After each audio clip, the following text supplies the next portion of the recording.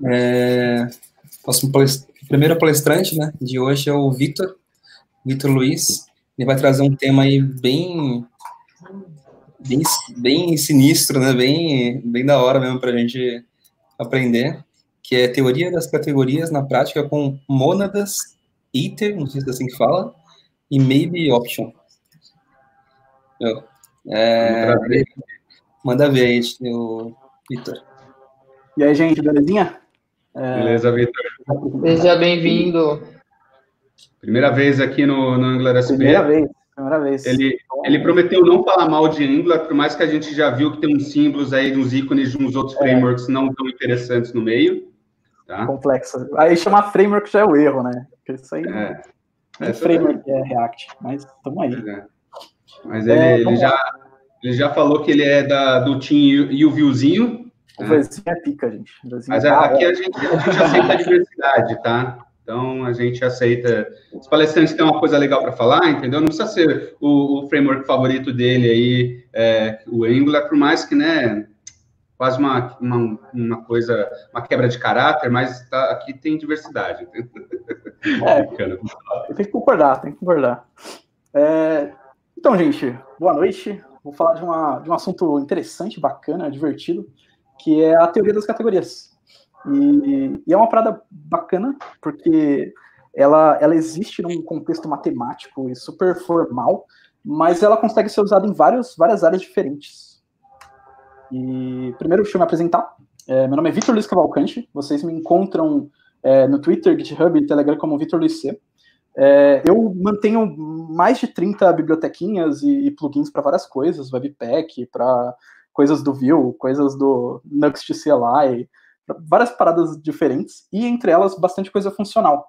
Inclusive tem uma que eu vou mostrar aqui durante essa palestra que vocês vão achar divertida. E eu ajudo a organizar o TypeScript Brasil, não tanto quanto os outros meninos, ajudo menos, né, mas tamo lá. Eu sou engenheiro não, porque eu não curto o termo, mas eu sou desenvolvedor front-end na Lint, que é uma empresa super bacana demais, assim, real. Procurem a respeito, vocês vão achar interessante. E eu sou um entusiasta de programação funcional. Tá, o que é essa teoria das categorias aqui? A gente vai entrar primeiro numa parada conceitual, e eu enganei vocês, eu não vou entrar só na prática da parada. E é interessante, porque essa teoria das categorias ela é um conceito bastante novo, ela existe desde 1945, tem um par de pesquisadores encontrou ela fazendo uma pesquisa de outro conceito, na real, eles estavam procurando sobre functores, ou functors, e eles criaram a teoria das categorias como uma espécie de teoria auxiliar para explicar os functores e uma outra parada que eles chamam de transformações naturais. Só que a teoria das categorias ela acabou ganhando muito mais o protagonismo da história. E conforme rolaram várias outras pesquisas desde 1945, muita coisa foi descoberta em outras áreas. Porque essa teoria das categorias ela acaba sendo muito genérica e muito abstrata e serve para muita coisa. Assim. Vocês vão ver isso.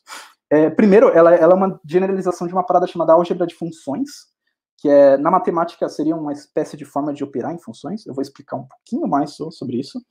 E depois eu roubei isso aqui do livro de Teoria das Categorias na Ciência da Computação, que é um bom livro, mas bastante teórico, mas é interessante. E ele fala que a teoria das categorias ela é abstrata num sentido que a gente tem que olhar ela como objetos e setas.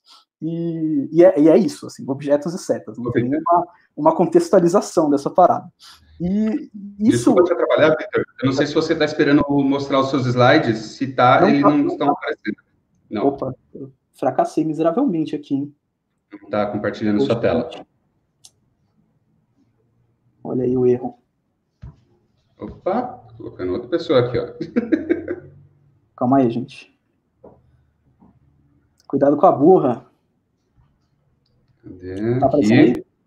Agora sim. Aí. Olha aí, gente, que fracasso, que vergonha. Agora sim. Desculpa atrapalhar, cara, bora. Que isso, eu que agradeço. Até o final sem slides aqui. Beleza. Bora. Aí eu passei aqui do título com esse logo lindo aqui do React, que na real não é do React, é do template de slide que eu peguei aqui. E não era nenhuma mensagem subliminar para o pessoal do Angular. E aí tem uma foto minha aqui, com dúvidas, xingamentos e sugestões, e as paradinhas que eu falei. E o Vitor Licê ali, pra vocês pesquisarem. Não tem C no meu nome, e é Luiz com Z. E é isso aí. E aí eu entrei nessa parada aqui, que tem o texto que eu tava falando, que é aquela parada abstrata, da teoria das categorias como uma parada constituída de objetos e setas. E essa frase aqui, esse texto eu peguei desse livro que eu comentei, que é o Teoria das Categorias na Ciência da Computação. Isso está no final na minha apresentação, eu vou compartilhar em todos os lugares que eu mandei aí. E tem uns links lá para comprar o livro, não é um livro caro, é um livro legal. Beleza. Aí eu falei da álgebra de funções, que é essa parada matemática para trabalhar com funções. Ela meio que é um estudo onde as pessoas elas tentam encontrar, ou aliás, elas tentam mostrar isso, essas operações com as funções. Então, uma soma de funções, uma multiplicação de funções, uma operação de composição de funções, que tem esse símbolo do círculozinho, esse terceiro. E meio que essas operações, quando a gente traduz em computação, é muito simples para a gente entender isso. Porque meio que é o nosso dia a dia. Tipo, uma soma de funções é a execução de duas funções com o mesmo valor e somando os resultados delas. Multiplicação idem. A composição é uma função sendo chamada com o valor do resultado da outra função. Então, é uma parada que para a gente é muito visual, quando a gente começa a perceber isso. E quando a gente entra mais na ideia da teoria das categorias, ela eleva essa parada da álgebra de funções para uma coisa maior, tipo uma formalização de uma parada super genérica, que ela trata dessa formalização como estruturas abstratas independentes. Tipo, é uma parada muito, muito, muito maluca, assim, mas que é onde a gente consegue enxergar isso dentro de ciência da computação. Ela tem princípios que são muito úteis para a gente. E, embora pareça, a gente usa a teoria das categorias quando a gente trabalha como JavaScript, por exemplo. Pode parecer que não, mas vocês vão ver que a gente usa. Primeiro, ela tem independência de implementação. Eu peguei os 5 princípios principais, são 6, que são os mais importantes para a gente em ciência da computação, mas tem um deles que é meio chato de explicar. E eu não trouxe. Se vocês quiserem me perguntar mais sobre ele, é só me chamar no Twitter. O primeiro é a independência de implementação. Como a teoria das categorias é uma parada que ela é muito abrangente e ela é muito abstrata, a gente pode implementar isso de diferentes formas. Quando eu falei de objetos e setas, é meio que literalmente isso. Quando a gente abstrai isso para diferentes áreas da ciência, a gente pode abstrair isso com coisas diferentes. Para a gente, em ciência da computação, setas são funções, objetos são valores, ou objetos mesmo, ou estruturas de dados. Então, tem várias das categorias que a gente consegue implementar elas muito próximas a como elas são definidas. E aí tem outras coisas interessantes. Uma é a comparação de expressividade de formalismo. Tipo, um nome super gigante para falar que a gente consegue transformar de uma categoria para outra e a gente consegue comparar quais as vantagens disso. E como cada categoria meio que implementa coisas diferentes, a gente consegue fazer uma avaliação de tipo, o que é melhor para resolver cada problema, que métodos eu preciso, como eu preciso lidar com isso. E quando a gente vai um pouco para estruturas de dados e tudo mais, a gente consegue ver isso bastante com estruturas de dados que a gente usa em JavaScript mesmo. Tipo, objetos, funções, as arrays, as promises. Óbvio que eles não entram muito no formalismo da implementação da teoria das categorias, mas eles têm a gente consegue fazer essa troca de o que é melhor para a gente resolver nosso problema, o que é mais expressivo, o que dá melhor esse poder de resolver um algoritmo. Um filtro é melhor usar um array, porque ele tem uma função de filtro. Outra coisa que tem de interessante é a notação gráfica. Como são objetos e setas, a gente consegue desenhar isso. E é relativamente fácil de ver, mas eu não trouxe nenhum aqui, mas é algo relativamente fácil de encontrar pela internet. A expressividade de suas construções. Essa parada é a grande magia da teoria das categorias. Eu vou explicar melhor ela. Tem um slidezinho para isso. E tem a herança de resultados. Então, quando eu consigo provar uma categoria, categorias que herdem dessa, então eu posso criar uma categoria a partir de outra. Categorias que foram criadas a partir de uma anterior, elas automaticamente provaram os resultados que as anteriores tinham provados matematicamente. Então, se eu tenho uma estrutura, sei lá, uma classe, e essa classe ela vai ser estendida por outra classe. Os métodos da classe que foi estendida, da classe pai, eles foram herdados ali, e eles já estão implementados. E é mais ou menos sobre isso que se trata esse princípio. Essa expressividade, formalismos, que eu falei que eu ia explicar depois, é isso aqui.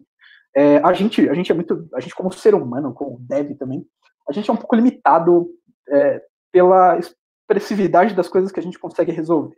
Então, para a gente resolver bem um problema, a gente tem que conseguir expressar bem ele e expressar bem a nossa solução para aquilo. E a teoria das categorias, ela dá para a gente um poder de expressão maior. Ela permite que a gente implemente de outras formas a solução disso. Então, ela dá para a gente essa vantagem. Então, ela não vai te dar um caminho, mas ela vai te dar a chance de ter muitos caminhos para resolver aquele problema. As categorias por si só, elas têm expressões formais. Então, cada uma delas vai implementar uma série de métodos ou funções que a gente consegue usar eles para expressar isso. E um bom exemplo disso é regex. Regex, ele não necessariamente ele é uma teoria das categorias ou algo assim, mas ele tem essa característica de expressividade e de formalismo. Então, tem uma forma de escrever ele, uma coisa bem formal de escrever ele, e a gente consegue usar ele para expressar bem problemas e como a gente vai resolver coisas de string ou de textos assim com ele. E ele é uma linguagem, tipo, formal nesse sentido. Então, ele vai ter a sintaxe dele, ele vai ter as formas de usar ele, e é um pouco isso que a gente vai tentar fazer com a teoria das categorias. Lembrando que é uma parada dentro de programação funcional, então é uma parada que a gente tenta ir para uma coisa mais expressiva, tenta usar muito mais expressões ao invés de statements, de coisas imperativas, e isso é interessante para a gente. Beleza. Uma coisa legal na teoria das categorias é que ela pode ser implementada de várias formas, ela pode ser abstraída de várias formas. A que é mais famosa para a gente de JavaScript é o Fantasyland, que é uma especificação viva, então constantemente ela tem atualizações, melhorias de documentação, e ela é uma especificação. Então as pessoas implementam bibliotecas e outras categorias e tudo mais usando ela. Eu peguei e fiz uma cópia da imagem que tem no Fantasyland das categorias em si. E meio que, como eu falei, é uma parada que você consegue estender, que você consegue herdar. Tanto que tem bastante gente que questiona isso de usar classes para representar categorias, porque é bem similar a isso. É um conceito muito, muito interessante. E que dá para você encaixar muito bem em orientação a objeto, por exemplo. A gente consegue criar uma classe funtor, estender uma classe out que estende os métodos de funtor, estender classe apply que estende o método de funtor, e é muito similar à orientação a objeto nesse sentido. Tanto que a implementação que eu fiz é um pouco próxima disso. Eu não quis usar classes, mas é um pouco migué ali de programador funcional. Mas daria e ficaria muito bonito. O que eu trouxe é um cara muito bacana, que é o Monada. A Monada, ela tá aqui embaixo, nesse última linha aqui, do lado do Alternative e do Chirac. E ela estende, tem um parada interessante, que ela pode fazer uma herança múltipla de categorias. Ela estende algumas categorias. Ela estende o chain e o aplicativo estende o apply, e o apply estende functor. E eu vou mostrar o que cada uma desses caras faz. E eu, para implementar isso de um jeito bacana, usável, eu também estendi outras categorias que não necessariamente estão nessa linha, que foi o out e o foldable, para eles darem os métodos deles para a gente criar o option e o maybe. Aliás, o option e o either. O maybe e o option são meio que a mesma coisa, vocês vão descobrir isso. Uma coisa que o programador funcional faz é não ter um padrão para nomear as coisas. Então, tem coisas que fazem a mesma coisa com nome diferente. Beleza. O funtor, ele é meio que a categoria primordial, até pra gente ver aqui, é uma categoria super, super alta. Inclusive é dele que nasce a ideia de teoria das categorias, a pesquisa sobre funtores. E o funtor, ele é um cara que ele define a ideia mesmo de função, de eu fazer uma transformação de um dado. Literalmente da seta da teoria das categorias. Ele é a seta. E eu levo de um objeto para um outro objeto. A implementação mais ok dele seria um método que ele recebe uma função que tem um valor encapsulado para um funtor. Então, o funtor é meio que uma caixinha que vai encapsular um valor e vai prover um método para manipular esse valor. E ele consegue mapear esse valor, transformar esse valor e retornar um novo funtor com o valor resultante. Então, pensa que é como se eu pudesse fazer uma estrutura de dado que ela permite a composição e que ela preserva a composição durante todo o uso dela. Então, eu posso, pegar e fazer um fluxo onde eu vou ficar dando map num dado e só alterando ele. Isso é bastante comum quando a gente trabalha com arrays, que a gente quer só transformar os dados de dentro do array. E o array, em tese, a gente poderia falar que ele implementa o funtor. Ok que ele me dá mais argumentos, não só o valor ali, mas ele implementa o funtor. Ele tem um método map, o map retorna um novo array, o array pode ser feito map novamente. Então, eu preservo a estrutura que me dá essa composicionabilidade. E descendo ali a linha, a gente vai... Eu vou falar de cada um desses caras, tá? Eu vou implementar.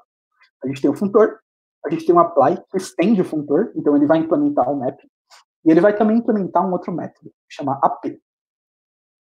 Esse ap é um pouco similar ao map, mas ele, ao invés de ele receber uma função como argumento, ele recebe um outro apply que encapsulou uma função. Então, a gente não vai tipo, usar de cara ele, mas tem vários cenários onde a gente vai compor outras categorias usando ele.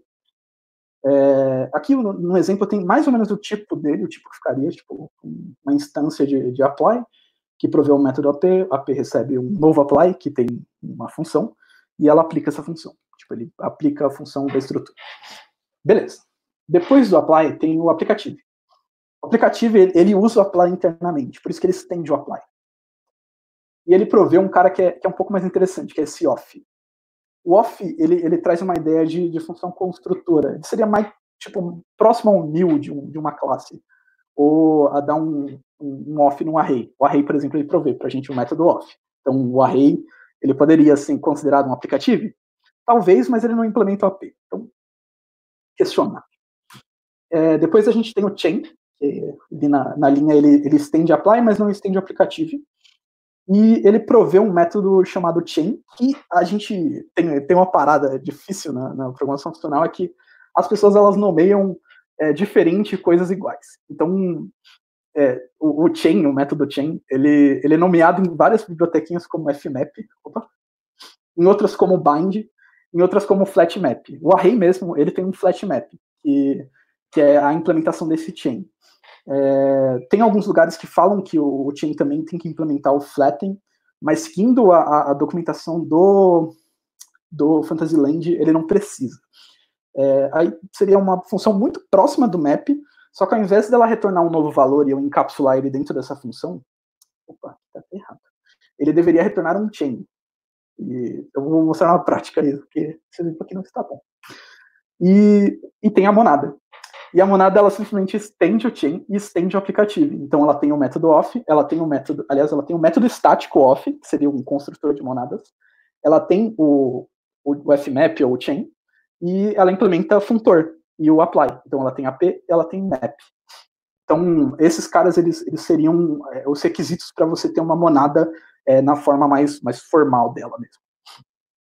Fora isso, eu falei que tem outros dois caras que eu quis colocar justamente para dar esse poder de expressividade no option e no array. Um deles é o out. Ele é uma categoria que ele dá um método chamado out. E esse método, ele retorna tipo um valor alternativo para os casos da esquerda. Quando eu falo para os casos da esquerda, é que tipo, tem estruturas que a gente vai implementar com a teoria das categorias, estruturas genéricas mesmo, que elas vão ter tipo cenários de tratamento de erro ou um cenário de exceção, mesmo dentro da própria estrutura do dado, ou um cenário de valor vazio. E nesse caso, o out, ele vai me prover uma forma de eu iterar esse dado e substituir ele, dar tipo um valor alternativo. E ele é bem legal, eu vou mostrar um exemplo muito bom com ele, tipo, muito prático. E fora isso tem o foldable, que é interessante que o foldable, ele não vem de uma parada tão específica, assim, tipo, ele não vem de um estudo muito formal. O foldable passa a existir depois da gente ter, em ciência da computação, os arrays. Isso porque a gente tinha que ter uma forma de desconstruir o array, né, de transformar ele em outra coisa, de iterar sobre as coisas e produzir alguma coisa. E criaram um método para ele chamado reduce. E depois vieram coisas mais formais, definições mais formais, que falaram que o reduce ele poderia ser especificado como um foldable, uma estrutura de dado que pode ser foldável, pode ser destruída para um valor só. E ele tem métodos que são construtores, tipo um off, e tem métodos que são destrutores, que eles saem da estrutura de dado, que seria um foldable. Então, ele recebe uma função que vai passar pelos valores que estão encapsulados, ou o valor que está encapsulado, e um valor inicial. Então, você vai meio que fazer um acumulador, um acumulado ali dentro, uma redução, e retornar o resultado disso. Tipo, super útil para a gente em array. Então, um array é um cara que implementa o foldable, porque ele tem um redux. E é um redux com o tipo muito próximo disso aqui. Tipo, a diferença é só que ele provê argumentos a mais. Então, é até melhor. Né? Beleza. Aí eu vou mostrar para vocês a implementação que eu tenho disso. Dá para ver aí meu VS Code? Suponho que dá. Dá sim. Mas aumenta um pouquinho a fonte aí. Vou aumentar mais um pouco. Beleza. Talvez um pouquinho mais, viu? Aí, acho que tá bom. Beleza. Eu vou dar alguns cenários para a gente usar essas estruturas e vou mostrar o uso delas. Vocês vão sacar aqui, tipo, uma parada super prática disso. A primeira que eu vou usar é o Maybe. O Maybe, ele sofre do grave problema de nomenclatura. Tem várias bibliotecas e até linguagens que implementam ele, mas implementam ele com o nome de option, e tem outras que implementam ele com o nome de maybe mesmo. E não só isso, o maybe ele é uma parada interessante, que ele é constituído de um valor que ele é ou um valor, então ou é alguma coisa, ou não é nada, ou ele é vazio. Tipo, seria como eu ter um null e alguma coisa. Próximo disso, só que é uma estrutura que vai encapsular esse comportamento. E esse maybe, esses dois valores, eles também sofrem desse problema. Então, em alguns lugares vão chamar o valor de alguma coisa de some, em outros vão chamar esse cara de just, em outros vão chamar o vazio de nothing, de nada, em outros vão chamar de none, que é tipo nada também. Então, grave problema de nomenclatura da programação funcional. Beleza. Aí eu vou dar um contexto de como eu usei esse cara numa parada prática. Eu tinha uma resolução de idioma que eu precisava fazer. Na aplicação que eu tenho, o usuário ele tem um idioma que ele configurou para ele, e tem o idioma da organização que ele faz parte, que ela configurou ali, que seria tipo o idioma default para os usuários e o idioma default dentro da aplicação. Fora isso, tem o idioma tipo básico do browser, né, que dá para pegar, e tem alguns cenários que eu posso ter o outro, ou nenhum dos dois, ou tipo nenhum do browser. O primeiro é de eu não ter esse usuário. Eu posso tipo não estar logado e simplesmente não tem idioma. E aí eu estou acessando uma organização, eu vou pegar o idioma dessa organização. Se não tiver o idioma dessa organização, eu até tipei eles aqui, então, tipo, esse seria o usuário, aí ele tem o idioma, que é opcional, e tem a organização, que tem o idioma, que não é opcional, e tem um cenário onde eu não vou ter organização, tipo uma página 404, que tem uma mensagem ali, e eu não posso mostrar essa mensagem sem ser no idioma que o usuário, que é melhor para o usuário, que ele vai conseguir ler aquilo. Beleza. Aí o que eu fiz? Nesse cenário, eu tenho tipo uma função que eu conseguiria obter o usuário que está logado ali, e ela pode me dar um usuário logado ou nada. E eu tenho uma função que ela me daria organização, e eu contextualizando seria uma função que poderia falhar, que ela pode me dar um erro, um throw ali. E fora isso, tem o idioma do browser mesmo que a gente vai lidar. E aí tem meio que as regras de como deveria ser resolvido, tipo uma especificação de como a gente resolveria esse problema, para pegar o idioma sempre. Primeiro eu tentaria pegar o idioma do usuário, se não der eu tentaria pegar o idioma da organização, se não der eu tentaria pegar o idioma do computador e ver se ele é um dos idiomas suportados, e aí eu tenho idiomas suportados aqui, que seria o português e o inglês só. Eu não fiz ainda a tradução para os outros idiomas. E se não der, tipo, não conseguir nem pegar o idioma do computador que seja similar, assim, tipo, o cara, ele tá com um idioma totalmente diferente configurado no computador dele, aí eu vou usar um padrão de inglês aqui. Aí na solução, a gente vai usar o maybe para fazer isso. Eu vou direto pro finalzinho aqui, porque ela vai explicar melhor. E no final eu quero exportar uma função que me dê esse idioma, que ela faça essa resolução para mim. E aí eu vou iterar sobre ela fazendo o quê? Eu vou primeiro tentar pegar o idioma desse usuário. E aí eu tenho uma funçãozinha para isso. Ela vai rodar minha função que me dá o usuário, e aqui eu vou usar o maybe com um construtor dele, que seria o nullish. Ele vai checar se o valor é nulo, se ele for nulo, ele vai retornar o dado none, o dado nada, e se ele tiver ali o idioma, ele vai pegar o idioma mesmo. Ele vai pegar o usuário mesmo. E daí, eu vou usar aquele chain, aquele outro cara, para retornar o idioma, mas eu vou retornar ele dentro do maybe, porque pode ser que esse idioma seja undefined. Pode ser que o cara não tenha configurado ou não tenha feito isso ainda. E nesse caso, eu quero considerar o idioma undefined como um none. Só que eu não quero fazer um if para isso, uma expressão para isso. eu posso literalmente pegar e usar o chain para fazer isso. Então eu vou retornar a mesma estrutura e vou continuar dentro do maybe. E se eu olhar a assinatura desse cara, vai ser tipo, ele vai retornar um maybe com a linguagem. Então ele retorna ou a linguagem ou nada. Beleza. Se ele tiver a linguagem, tipo, ele nem vai rodar essas funções aqui, ele vai retornar diretamente essa linguagem nessa último método aqui, que ele vai pegar o valor que tem, ou no caso do Nani, ele roda essa função. Então ele nem vai tentar pegar o idioma da organização, nem vai tentar pegar o idioma do browser. Porém, como alternativo, em caso à esquerda, em caso de nada, ele vai pegar o idioma da organização. Esse cara, então, ele já é a implementação do alternativo, do alt. No idioma da organização, eu tenho é um pouco diferente, porque eu preciso fazer uma espécie de try-catch, né? Eu preciso, tipo, checar se eu consigo pegar esse idioma da organização, porque pode estar um erro, um acesso indevido, alguma coisa assim. No nosso caso, eu tenho aqui um construtor para maybe também, que ele avalia o maybe a partir de um try-catch. E no caso de uma falha, de um catch, ele considera esse cara como um none, como um nada. E no caso de sucesso, ele me dá o valor retornado para essa função. No caso, o valor retornado para essa função seria uma organization. E aí, em caso de sucesso, ele me daria organization, e aí eu vou dar um map para pegar o idioma dessa organization. Tipo, muito parecido com um array aqui. Só um map, um valor. Tranquilíssimo.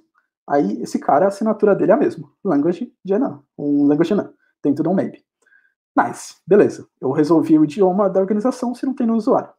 Mas deu um erro. Vamos supor aqui que deu um erro na função. Ou, aliás, deu um erro na função. Não tem o que fazer. Ele vai me dar um nada aqui.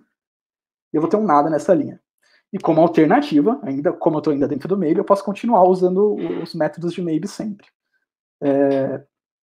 Eu vou tentar pegar o idioma do browser. E aqui é uma função mais divertida.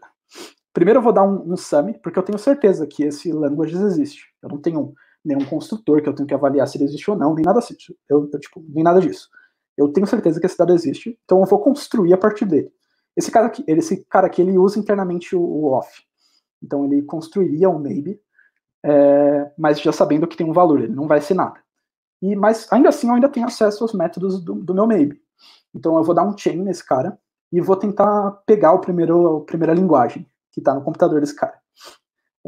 Caso não tenha, ele já vai considerar isso aqui como nada e retornar a função, mas caso tenha, ele vai guardar esse cara e rodar o próximo chain. O chain, ele só roda no meu maybe quando tem um valor, tá? Então ele é um pouco diferente do alternative ou de outros métodos, tipo o get or else, que não vai rodar isso aqui. Ele só vai rodar quando tem um valor. E ele vai tentar resolver essa linguagem. Aí eu crio uma função bem simples, que recebe a linguagem, ele vai receber esse idioma.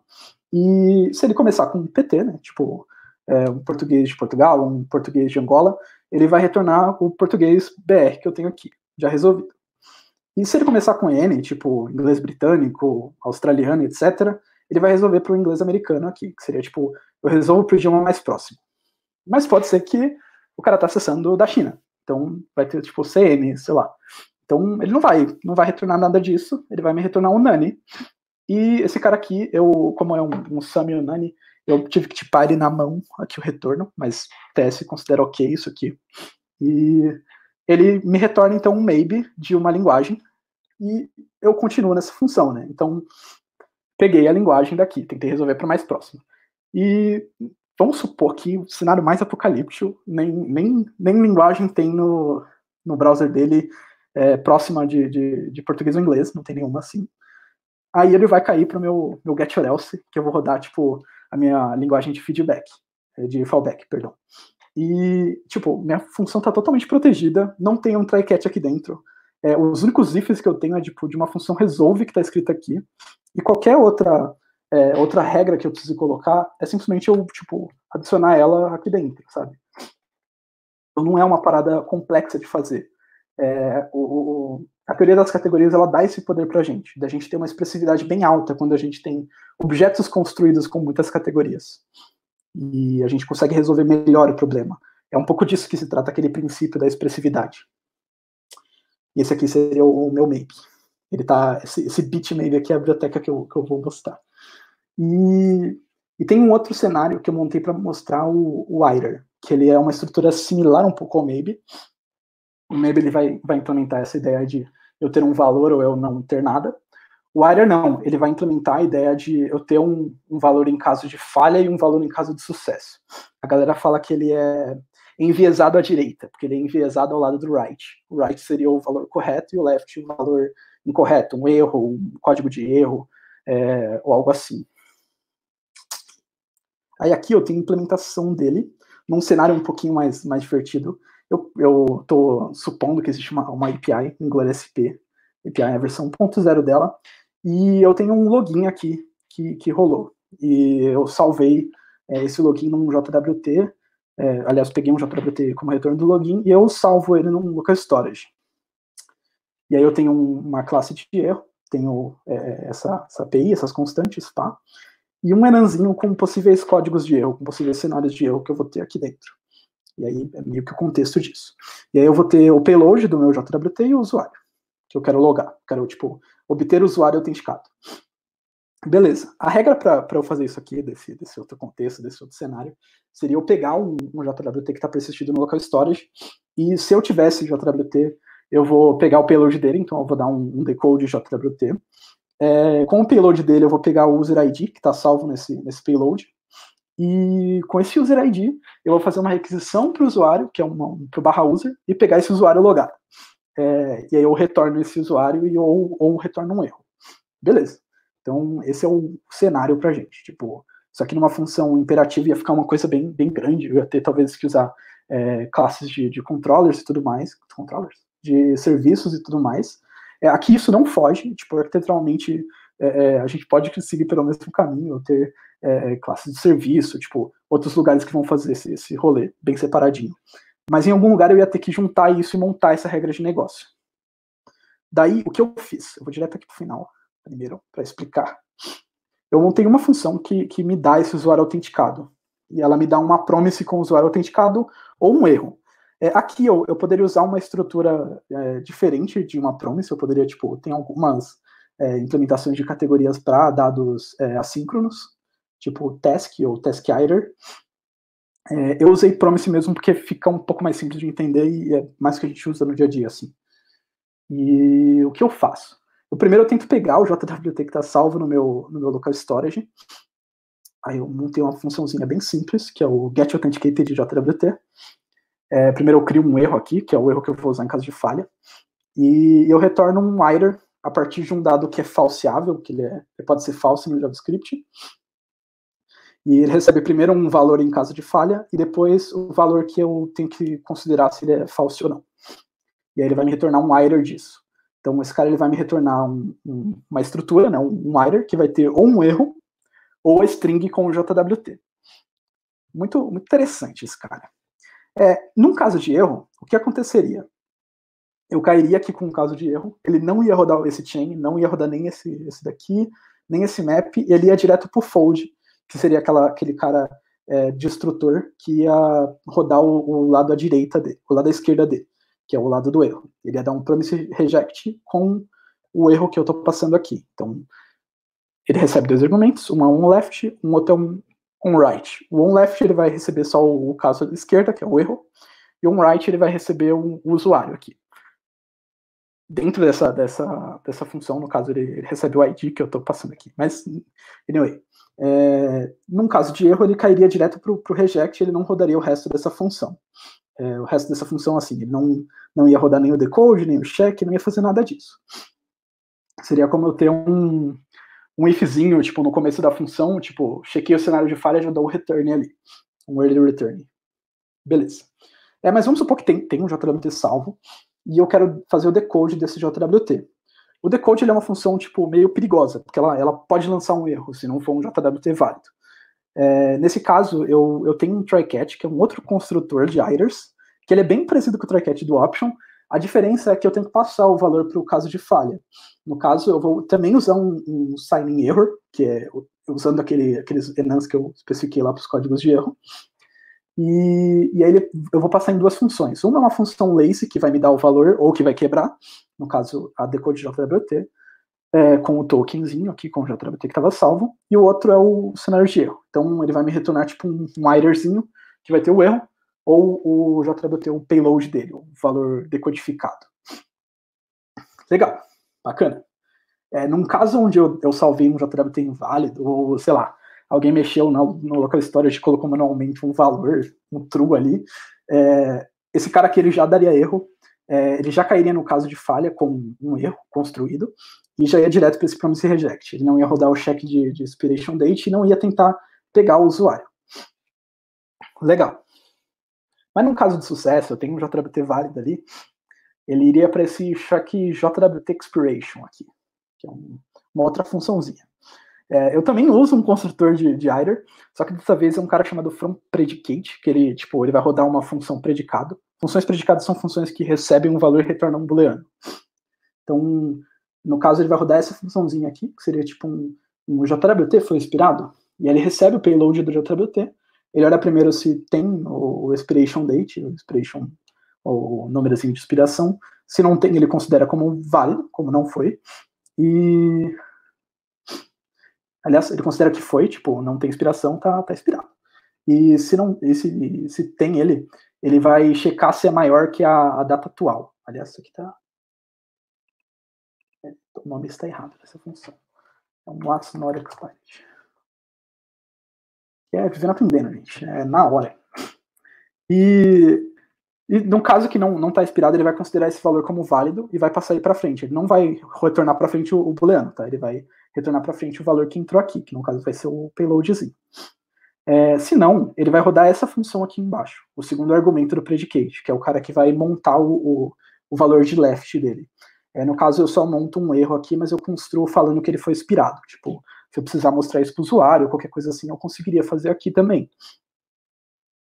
E aí é uma função que vai receber o JWT e vai retornar um outro iter, né? Então, a gente consegue, de novo, fazer um chainable desse cara. Então, eu dei um chain aqui, dou mais um, e aí, aqui, eu já tenho o payload ainda bonitinho, eu consigo simplesmente pegar e fazer um map, porque agora eu sei que esse cara não está expirado, eu sei que esse cara é válido, então eu consigo pegar um ID, um user ID que está salvo nesse payload, e passar ele para frente, como o write.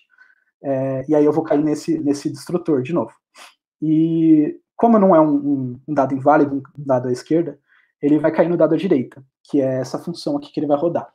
E aí eu fiz uma função bem fake aqui, que seria uma requisição para um /user com aquela base URL que eu salvei aqui em cima, e passando o JWT no authorization aqui, e retornando o response.json como um dado ok. Então, retornaria o usuário a resposta dessa requisição. E em caso de falha, eu também retornaria o erro. Então, eu meio que consigo prevenir todos os cenários possíveis de erro, passar eles para frente, e eu trato todas as possíveis falhas, os possíveis casos à esquerda e os possíveis casos à direita. Então, é uma estrutura que ajuda a gente a justamente expressar esse conceito de eu tenho falhas, eu tenho um dado correto, e eu posso ir iterando sobre ele e montando funções que eu consigo compor ali dentro. É claro que eu tentei quebrar bem as funções, deixar elas bem separadinhas, e imagino que, numa arquitetura mais complexa, onde eu tenho, funções separadas e tudo mais, eu consigo reusar bem essa parada, e é um pouco disso, essa parada de expressividade. Eu consigo compor as coisas, consigo me dar, consigo receber ali, métodos para eu fazer isso.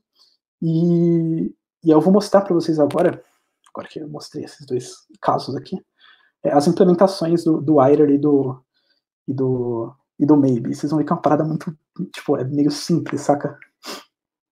Isso aqui é uma lib que eu montei, ela chama bit, com bitty. A ideia é ter pacotinhos pequenininhos aqui dentro, e entre eles tem esse iter e esse maybe que estão aqui dentro. O iter eu tenho uma interface que implementa aqueles métodos que eu falei. Então, tem alguns outros que eu coloquei aqui, uns métodos de type guard, uma função match e tal, para ficar meio fácil de usar ele. E aí tem aqueles construtores que são funções bem simples, são uma expressão, eu construo um caso de left quando ele é false, senão eu construo right, e é meio parecido também para nullish e tudo mais, predicate também. Os tipos são meio pesados, assim, mas a implementação dele JS mesmo compilado é bem suave de ler, de sacar como fica. Opa. tipo, bem sussa. E meio que como a ideia é eu ter uma estrutura bem genérica, podem ver que eu não tenho uma parada muito específica, tipo, usando APIs específicas e tudo mais. É um negócio muito, tipo, muito clean, é como se ele quase não fosse construído, justamente porque eu vou usar ele para abstrair, tipo, regras de negócio e fluxos que eu preciso dentro dessas estruturas. Então, eu tenho um fluxo onde eu tenho um caso de erro e um caso de sucesso e preciso ir trabalhando nesses casos. Um IRER é uma boa opção. Eu tenho um fluxo onde eu tenho só um caso de sucesso e dados opcionais, talvez o option é uma opção. Ou maybe, né, na real. E aí tem o meu maybe aqui. Os dois estão já no GitHub. Se vocês procurarem na vitorlic/bit, vocês vão encontrar esse monorepo com os pacotinhos. O maybe ele é um submódulo, então, tipo, você dando um vitorlic/maybe, você encontra esse outro pacote. E eles são super leves, tipo, coisa de menos de 1 KB para você importar. E estão todos em S 2015 mais, tá bonitinho, assim, para usar. E meio que é isso, assim. Vou só pegar as referências aqui da parada. Eu coloquei os links do Fantasyland em si, que tem no GitHub ele, de um livro muito bom que chama Professor Frisbee's Mostly a Dequide Guide to Functional Programming. Ele é bem generalista sobre programação funcional com JavaScript e ele é muito profundo. Tem também o livro não oficial do Bartos, de Teoria das Categorias para Programadores. Esse cara, ele é muito mais concreto do que o livro do Teoria das Categorias para a Ciência da Computação. Tipo, eu peguei ele depois de eu ter começado a fazer a talk e, mano, ele é muito mais ok de ler, muito mais agradável, super recomendo. Tem esse livro que eu falei, do Teoria das Categorias para a Ciência da Computação. Ele é mais teórico, mas ele é bacana. E tem uma lista das especificações baseadas no Fantasyland, do Tom Harding, que é muito bem explicada. Um colega de trabalho me mostrou há algum tempo e eu li várias e tipo, é genial. O cara explica de um jeito muito simples, ele dá muitos bons exemplos e super recomendo. Bibliotecas que implementam isso, tem o Bit, o meu, tem o FPTS, que é genial, super usado, muito bom, muito sério. Tipo, você está construindo um projeto hoje com programação funcional em TypeScript, vai para o FPTS, esse cara é muito bom, muito bem feito. Tem o Santuário, que é especificado dentro do Fantasyland, inclusive pelo próprio David Chambers, lá, que é o cara que fez o Fantasyland. Ele é muito bom. E tem o Monet, que é um pouco mais antigo, mas que você consegue ler o fonte dele, ele é interessante para quem quer estudar mais isso, tipo, na prática, assim, tipo, montar suas próprias categorias. E é isso, gente. Xingamentos, dúvidas, sugestões. E vocês podem também mandar para mim no @vitorlic no Twitter.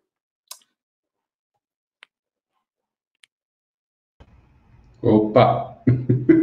Parabéns pela palestra, cara. Agradeço.